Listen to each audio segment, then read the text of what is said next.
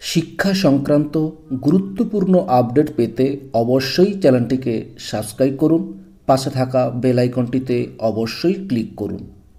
আজকে সুপ্রিম কোর্টে কিছুক্ষণ আগে একটা রায় দিয়েছে, যেখানে রাজ্য সরকার মধ্যশিক্ষা পর্ষদের যে আবেদন ছিল সেই আবেদনের পরিপ্রেক্ষিতে যে 31শে মে পর্যন্ত যারা যোগ্য, এখনো পর্যন্ত যারা যোগ্য বলে নির্ধারিত হয়েছে তারা কাজ করতে পারবে, এটাকে আপনি কিভাবে দেখছেন? ওটা ডিসেম্বর পর্যন্ত প্রসেস দিয়েছে পর্যন্ত। সোফার আই নো, সোফার আমি আমার উকিল যেটা আমাকে লয়ার যেটা ব্রিফ করেছে আপ টু ডিসেম্বর পর্যন্ত টাইম দিয়েছেন। কাজে একটা আপাতত স্বস্তি, যেটাদের মাইনের ব্যাপারে আমরা চিন্তা করছিলাম কি করে দেওয়া যায়, কারণ আগের বারে বলা হয়েছিল মাইনে দেওয়া যাবে না, সেই জন্য আমরা বিকল্প পথের সন্ধান করছিলাম।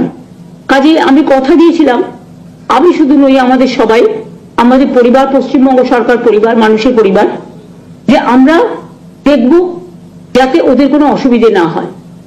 সেটা আজকে আমরা আমাদের আবেদনে সাড়া দিয়ে ডিসেম্বর পর্যন্ত আমরা সময় পেয়ে গেছি।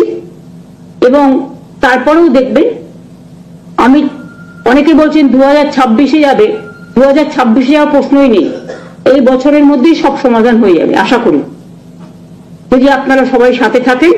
আর আমরা যেটা করব আশা করি ভুল করব না, কারণ মানুষের কাজে আমি ভুল করি না, আমার নিজের কাজে ভুল করতে পারি, কারণ কথা বলতে বলতে কখনো হয়তো উচ্চারণে কোনো একটা ভুল হয়ে যেতেই পারে, কারণ আমি ভালো হিন্দি ভাষা জানি না, আমি তো স্বীকার করছি, আমি ভালো ইংরেজি জানি না।